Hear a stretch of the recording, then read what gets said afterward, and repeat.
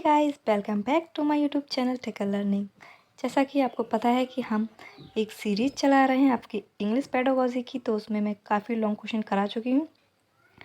आपने अगर अभी तक नहीं देखा है तो चैनल पर जाकर आप देख सकते हैं, या फिर मैं आई बटन पर भी लगा दूँगी उसकी प्लेलिस्ट। ओके, तो यहाँ पर हम आपके शॉर्ट क्वेश्चन कराएंगे। अब तो देख लेते हैं। पहला आपका क्वेश्चन है, explain the concept of curriculum, how it is different from syllabus. Next आपका क्वेश्चन आ सकता है इस तरह से, what do you mean by syllabus, curriculum and text book. ये आपका शॉर्ट क्वेश्चन में मिल जाता है इंग्लिश के पेपर में, और ये बहुत ज़्यादा इम्पोर्टेंट भी है, राइट।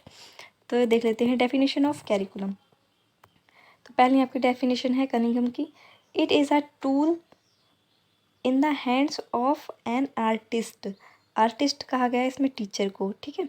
तो जिस तरह से एक टूल्स होता है आर्टिस्ट के हाथों में, to mould his material according to his idea in his studio. मतलब जिस तरह से एक आर्टिस्ट के हाथ में उसका ब्रश होता है, ठीक है, अकॉर्डिंग टू हिज आइडियाज़, उसके आइडियाज़ के थ्रू इन हिज स्टूडियो, अपने स्टूडियो में कोई भी पिक ड्रॉ कर लेता है, ठीक है। तो आर्टिस्ट को यहाँ टीचर कहा गया है, मटेरियल्स यहाँ प्यूपिल हैं, और आइडियाज़ आपके एम्स हैं, स्टूडियो आपका स्कूल है। मतलब जैसे टीचर स्टूडियो में हमारे उद्देश्यों को सिखाता है, कराता है, वह क्या है, कैरिकुलम है, ठीक है। नेक्स्ट है, the curriculum is primarily and aid in the process of adjusting the child to the environment is which he function from day by day, day to day or day by day, and in the wide environment in which he will have to organize his activities later। तो दो आपकी ये हो गई definitions, ठीक है। ये definitions अगर आपको लर्न हो जाती है तो आप ये लिख सकते हैं, या फिर जो आपको पसंद हो आप वो भी इसमें ऐड कर सकते हैं, ठीक है। अब हम देख लेते हैं meaning of curriculum. It drive from the Latin words currere, ठीक है, क्यूरे वर्ड से लिया गया है। और द लैटिन वर्ड्स जो है उसका मीनिंग क्या होता है, race course, which means curriculum in the fields of education is a race course where child run to win the race, है ना। ये एक क्या होता है, कैरिकुलम एक रेस का मैदान होता है एजुकेशन की बेस से। तो चाइल्ड क्या करता है, उसको विन करने के लिए रेस करता है। Curriculum is the race course for children to reach a certain goal, है ना। तो वह एक रेस कोर्स है, एक दौड़ का मैदान है, ताकि बच्चे क्या हो सके, अपने गोल्स को प्राप्त कर सकें।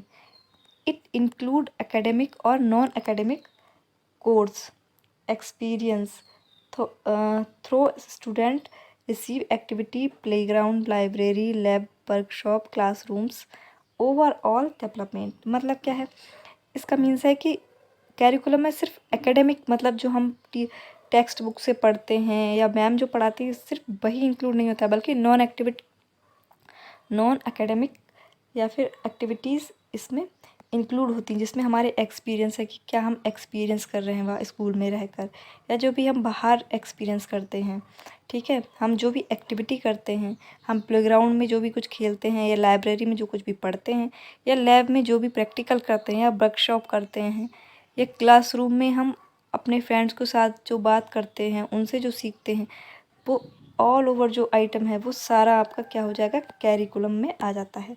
सिलेबस क्या होता है, सिलेबस सिर्फ एकेडमिक होता है, मतलब जो भी टीचर ने पढ़ाया हमने याद किया, हमने पेपर दिया और बात खत्म, तो ये हमारा सिलेबस हो गया, ठीक है। लेकिन कैरिकुलम आपका क्या होता है, कैरिकुलम आपका रेगुलर चलता ही रहता है। उसे सिर्फ इससे मतलब नहीं कि आपका स्कूल में चल रहा है, आप स्कूल से बाहर हैं तभी भी आपका कैरिकुलम चलता रहता है। तो कैरिकुलम एक ब्रॉड वाइड एक्टिविटी है, लेकिन सिलेबस नहीं है, राइट। अब देख लेते सिलेबस क्या है। Syllabus it is the statement of subject matter is prepared for teaching, teach which are teacher teach to students, है ना। तो बस सब्जेक्ट मैटर उसमें खाली क्या है, बस सब्जेक्ट मैटर है जो आपको प्रिपेयर कराया गया, जो आपके टीचर ने आपको पढ़ाया है, बस आपको वही पढ़ना है और उसका ही पेपर आपका हो जाता है। आप पास हो गए तो आपका एक सिलेबस फिनिश हो गया, ठीक है। तो आगे देख लेते हैं, और आगे देखने से पहले आप हमारे चैनल को अगर आपने सब्सक्राइब नहीं किया है तो प्लीज़ सब्सक्राइब ज़रूर कर दें, और आप वीडियो देखते हैं पर लाइक नहीं करते हैं तो अगर आपको वीडियो थोड़ी भी हेल्पफुल होती है तो प्लीज़ वीडियो को लाइक और शेयर ज़रूर करें। अब देख लेते हैं difference between syllabus and curriculum. Curriculum is the whole amount of experience is that the child receives within the school campus, है ना। तो कैरिकुलम क्या है, जो भी हम एक्सपीरियंस स्कूल में रिसीव करते हैं वो सारा कुछ हमारा क्या हो जाता है, कैरिकुलम हो जाता है। बट सिलेबस इज फॉर्मल, लेकिन सिलेबस क्या फॉर्मल होता है, सिमेट्रिकल होता है, arrangement of course of study to be completed in a fixed time, है ना, जो 1 साल में आपका कोर्स कंप्लीट हो जाता है। इट डज नॉट इंक्लूड को कैरिकुलर एक्टिविटीज़, तो मतलब वही है, कैरिकुलम में हम को कैरिकुलर एक्टिविटीज़ भी ऐड करते हैं, लेकिन सिलेबस में को कैरिकुलर एक्टिविटीज़ जो है वो इंक्लूड नहीं होती। को कैरिकुलर एक्टिविटी आपकी वो होती है जो आप प्लेग्राउंड में करते हैं, मतलब अपने क्लास से बाहर जो भी कुछ करते हैं, चाहे प्लेग्राउंड में हो, चाहे लाइब्रेरी में हो, चाहे लैब में हो, वो सब आपकी को कैरिकुलर एक्टिविटीज़ हो जाती हैं, ठीक है। अगर इस क्वेश्चन को आप और बढ़ाना चाहते हैं तो आप किस तरह से बढ़ा सकते हैं, जो मैंने यहाँ पर डिफरेंस दिए हैं वो अपने अपने उसमें आप लिख सकते हैं। जो सिलेबस का है वो सिलेबस वाले में लिख सकते हैं, और जो कैरिकुलम का है वो कैरिकुलम वाले में ऐड करके लिख सकते हैं। अगर क्वेश्चन बढ़ाना चाह रहे हैं, अपना आंसर और बड़ा कराना चाह रहे हैं, जैसे इसमें डिफरेंस नहीं आया हो और आपको ये सब ऐड करना हो तो आप ऐड कर सकते हैं, बाई चांस लॉन्ग क्वेश्चन आ गया हो तो, ठीक है। तो आप देखते हैं कैसे करके करोगे आप लोग। जैसे सिलेबस है, सिलेबस आपको पता है नेचर इसका कैसा है, डिस्क्रिप्टिव, लेकिन कैरिकुलम का प्रिस्क्रिप्टिव।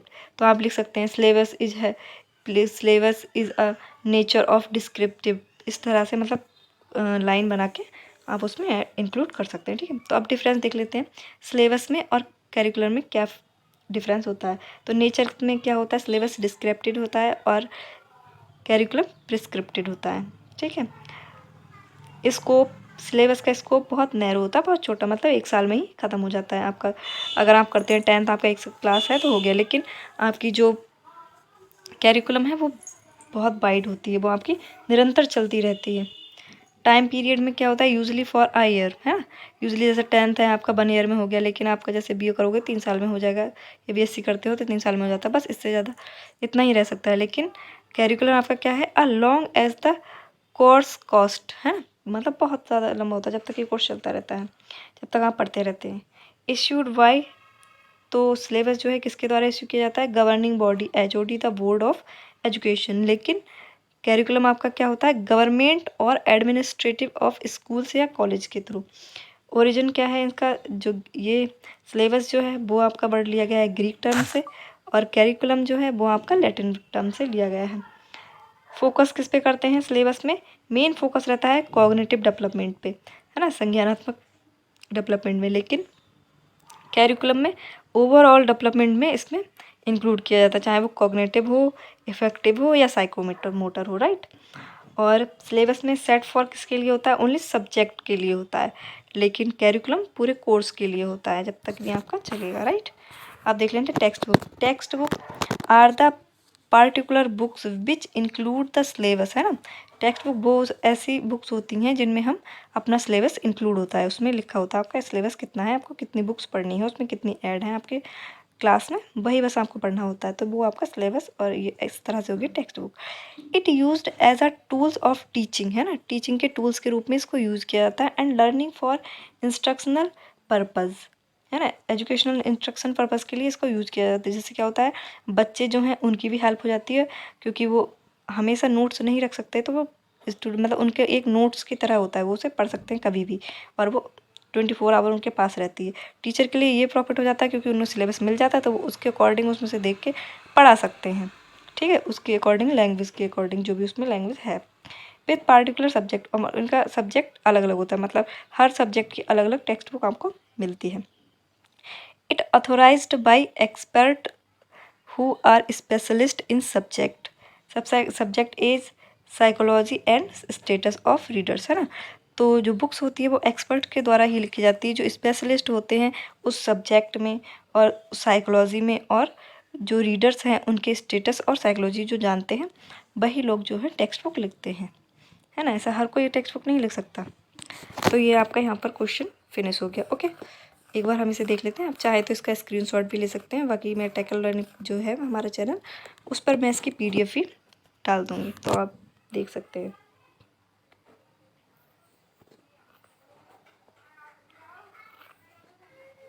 ठीक है, यहाँ पर ये आपका फिनिश हो जाता है। Okay friends, thanks for watching.